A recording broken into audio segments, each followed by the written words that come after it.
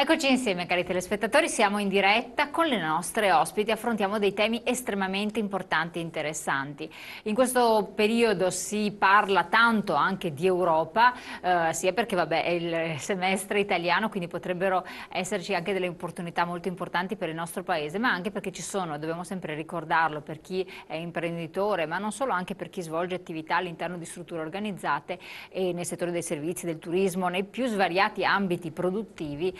Ci sono delle opportunità finanziarie da cogliere assolutamente, ovvero finanziamenti, stanziamenti economici importanti, rilevantissimi, che possono veramente aiutare gli operatori dei vari ambiti produttivi, dei vari settori ad uscire da un momento di difficoltà. Però bisogna sapere come approcciare, quali sono i progetti, quali sono le opportunità che ti possono fare esperienza, quali sono le modalità anche per entrare in business con altre realtà aziendali, per internazionalizzarsi, per aiutare i giovani ad aprire queste cosiddette start-up, ovvero aziende che nascono, che sbocciano, che hanno bisogno dell'aiuto di aziende un po' più consolidate o viceversa, attuare la famosa innovazione. Insomma, tutto questo è possibile farlo con degli aiuti europei.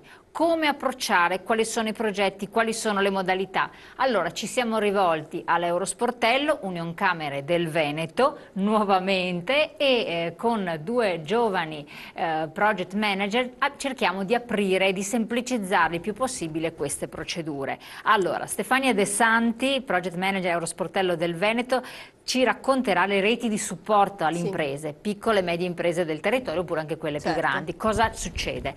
E Eileen Gonzalez Vera, invece, sempre project manager dell'Eurosportello, ci aiuterà invece a capire più da lì dentro un progetto specifico per i giovani imprenditori, per le giovani imprese. Con l'Erasmus in pratica, qualcosa di molto più mirato, che però secondo me può veramente illuminare tanti che in questo momento hanno delle difficoltà, no? Allora, vediamo di cominciare insieme. Il mondo dell'Europa che poi arriva qui da noi. Certo, il mondo dell'Europa è molto vasto, però il nostro ufficio, l'Eurosportello Veneto, che non è altro che il Dipartimento di Politiche Comunitarie dell'Unioncamere Veneto, l'Associazione delle Camere di Commercio, cerca di portare vicino al territorio attraverso la partecipazione sicuramente ai progetti europei e attraverso numerosi servizi che noi offriamo alle imprese di tutti i settori, soprattutto le piccole e medie imprese, che sono quelle più bisognose di questo tipo di supporto, ma ovviamente anche alle grandi imprese e agli stakeholder del territorio. Eurosportello Veneto già ha approcciato l'Europa molti anni addietro, parliamo degli anni 90 con l'Euroinfo Center, ma dal 2008 è partner e membro, oltre che coordinatore a livello di Triveneto, della rete Enterprise Europe Network. Questa rete è una rete fortemente voluta dalla Commissione europea, una rete a supporto della piccola e media impresa che offre servizi concreti alle aziende, servizi che spaziano in diversi ambiti, proprio per dare a 360 gradi questo supporto. La rete è composta da più di 600 organizzazioni in Europa e non, perché ne fanno parte più di 40 paesi, Stati membri, ma anche paesi candidati e paesi terzi. Pensiamo ai paesi asiatici, per esempio, che sono dei paesi di forte attrazione per le nostre imprese. E i servizi che la rete offre sono veramente tanti, vanno dall'informazione, abbiamo il grosso comparto informativo che non è mai abbastanza per il nostro tessuto imprenditoriale, quindi informazione che viene fatta di primo livello sulle politiche comunitarie, sui programmi, sui finanziamenti, sulla legislazione, sul business all'interno del mercato unico europeo. Informazione che viene sia fatta attraverso i materiali divulgativi che comunemente utilizziamo, quindi può essere il sito web, può essere il nostro bollettino Europa Informa o attraverso i social media, ma anche attraverso l'organizzazione di eventi ad hoc per divulgare le informative, quindi conferenze, convegni, seminari. Noi abbiamo un corso di Euroformazione rivolto alle imprese e a tutti i soggetti interessati a questo mondo. Abbiamo poi tutta una parte di cooperazione tra le imprese, perché ciò che l'azienda spesso ci chiede è proprio di entrare in contatto con dei possibili partner. E questo quindi è un avvicinamento. Sì, Ecco, sì, questo è importantissimo. Io voglio assolutamente. approfondire proprio questo. Un attimo solo che abbiamo una telefonata, mi pare. Pronto? Pronto, buongiorno. Sì, buongiorno, dica. Da dove chiama? Sono Augusto dalla provincia di Venezia. Sì, signor Augusto, prego. C'è la voce in distorsione? No, se lei alza il volume, chiude, anzi, se lei abbassa il volume completamente ci sente dal telefono, dica. Bene, perfetto. Sentivo prima, si sente adesso? Come? Pronto? Sì, dica, lei parli, ci racconti, ci dica che problema Ah, c'è. bene. Allora, la signorina diceva prima di collaborare con aprire all'estero quello che è, ma è dal 2008, quello che sia. Io invece sto vedendo che ogni giorno qua le imprese in Veneto e anche in Italia chiudono, chi 5, chi 10, chi 400, chi 80, chi 20, sono tutte famiglie che vanno a mangiare nuvole di aria. Ma cosa stanno a fare questi qua? Sembra sentire la signorina che sia cosa fatta a collaborare con i paesi, quelli fuori nell'ambito europeo. Di cosa? Ma di cosa sta parlando? Adesso glielo spieghiamo bene, non ho Nuvole negli occhi e chiarissimo. basta. Adesso glielo spieghiamo bene, grazie signor Augusto, vediamo un attimo di entrare nel merito. Come avviene questo, come può avvenire, cioè praticamente questo, come le aziende, un'azienda se non trova modalità di commercio all'interno del nostro paese, un modo per salvarsi, per sopravvivere, Certo. per crescere, dire vado in altri paesi, apro un'attività di export e forse, anzi sicuramente qualcosa ne viene. Certamente. Le aziende che hanno un trend positivo sono quelle che si sono aperte all'estero.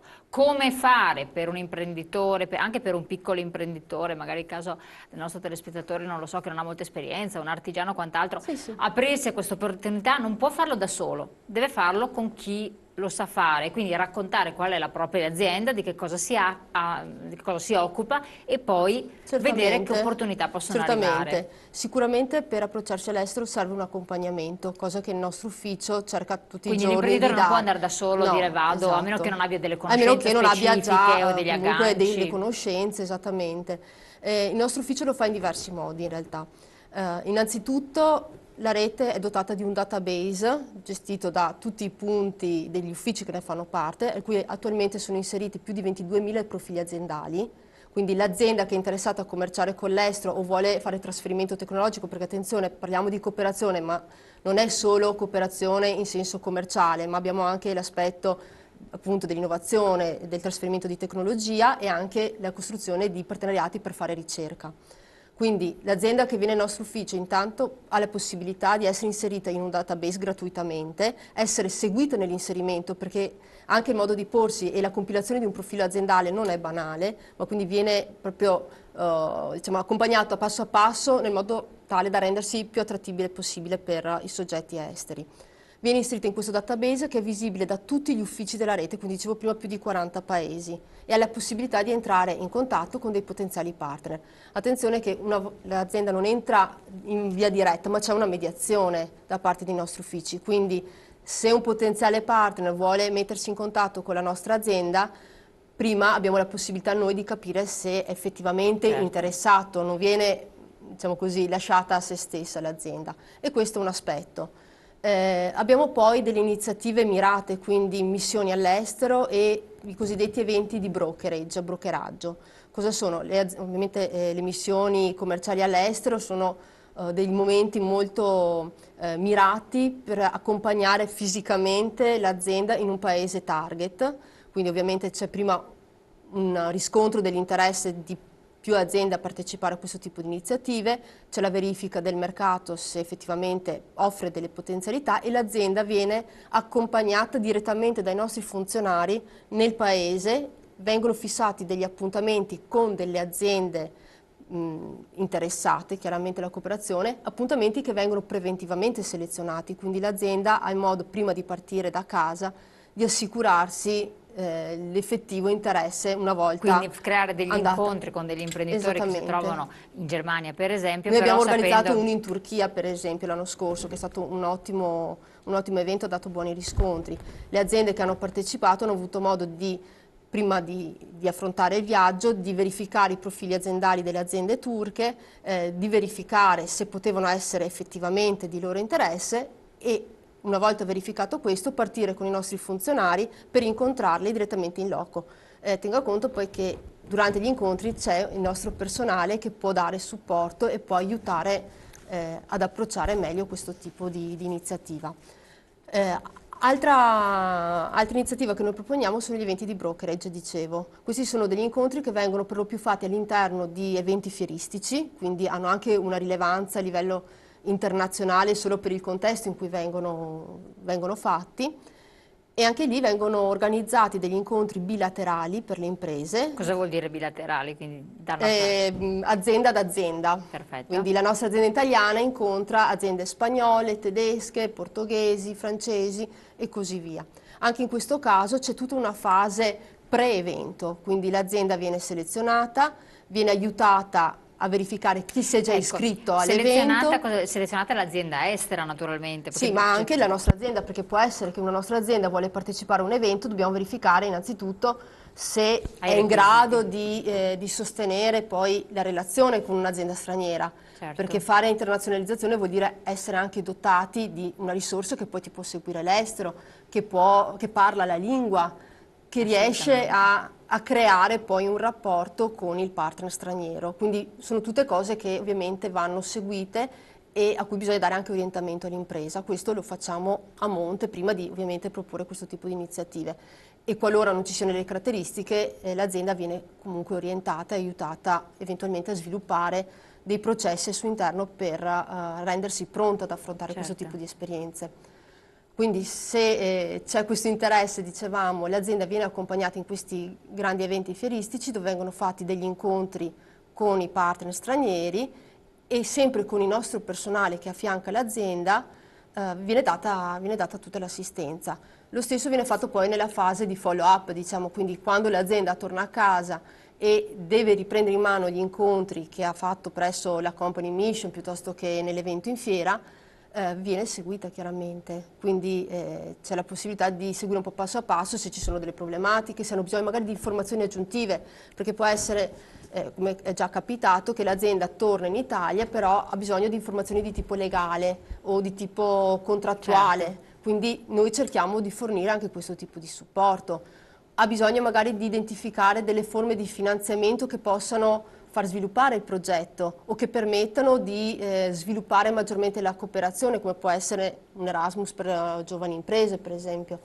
Quindi viene fatto questo tipo di lavoro. Ci sono dei finanziamenti previsti per queste aziende? Perché andare all'estero per molte imprese è comunque in ogni caso oneroso, si parla veramente di decine di migliaia di euro. Queste sono già attività che vengono finanziate dalla Commissione europea. Cosa vuol dire questo? Voi tenete presente che andare in fiera ovviamente è oneroso perché ci sono dei costi da sostenere con gli stand o quant'altro. Partecipare a un evento di brokeraggio per l'azienda è gratuito, ovviamente ha le spese di viaggio, quindi il volo aereo, l'alloggio, però tutta la parte organizzativa è gratuita per l'impresa, quindi lei ha la possibilità di accedere a un mercato accompagnata senza avere un costo. Se lo facesse privatamente invece potrebbe costare anche parecchio, questo è importante.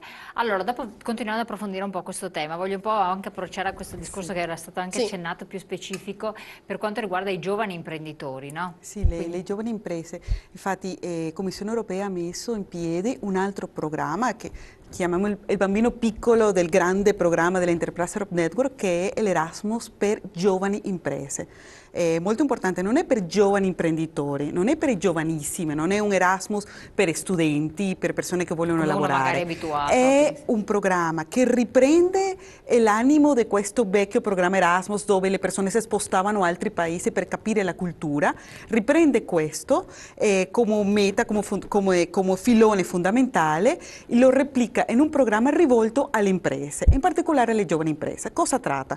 Un giovane imprenditore, vuol dire una persona che ha appena aperto l'attività o che sta per aprire un'attività, può aderire a questo programma e essere supportato da una rete di partner europei per trovare un altro imprenditore affermato, un imprenditore sperimentato in un altro paese e così fare un periodo di scambio, vuol dire viaggiare a questo altro paese, lavorare con questo imprenditore e fare un piano del lavoro insieme per approfondire delle conoscenze manageriali, per creare un network aziendale, per fare infinità di cose che si possono fare fra due imprese. La cosa bella di questo programma è che l'imprenditore viene accompagnato non solo nella fase della ricerca partner, non solo nella fase della costruzione di questo percorso commerciale o di produzione o di sviluppo del mercato, viene anche supportato a livello finanziario. La Commissione europea mette a disposizione di questo imprenditore che viaggia un supporto finanziario, lo chiamano loro, e che varia da paese a paese, che dipende un po' del costo della vita di ogni paese. Mettiamoci un po' per capirci.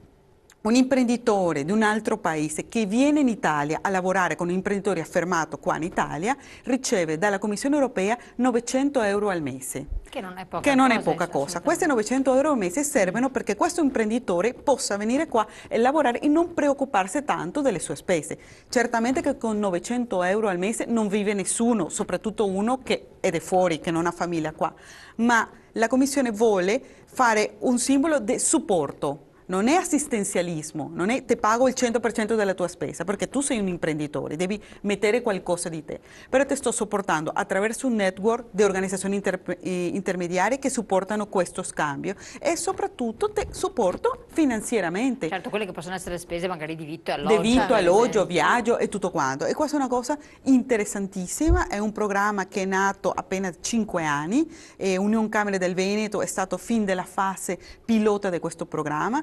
Abbiamo lavorato bene e siamo stati addirittura anche premiati dalla Commissione europea, abbiamo fatto tantissimi scambi e siamo molto felici di portare avanti questo programma e questo progetto in particolare. E noi lavoriamo sia con l'imprenditore che accoglie, sia con l'imprenditore che parte. E è molto interessante anche per l'imprenditore che accoglie, l'imprenditore ospitante. Perché è una bella esperienza di confronto. Sì, è una bella esperienza di confronto. Mette che qualcuno vuole, non so, produce, parliamo un po', ispiriamoci un po' in Venezia, visto la telefonata che abbiamo avuto prima.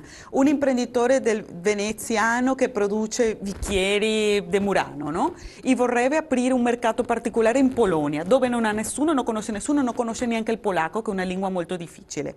Se fa venire attraverso questo programma un imprenditore della Polonia, lavorano insieme 4, 5, 6 mesi nello sviluppo di questo prodotto e sa che questo imprenditore fungirà il ruolo di agente commerciale in Polonia.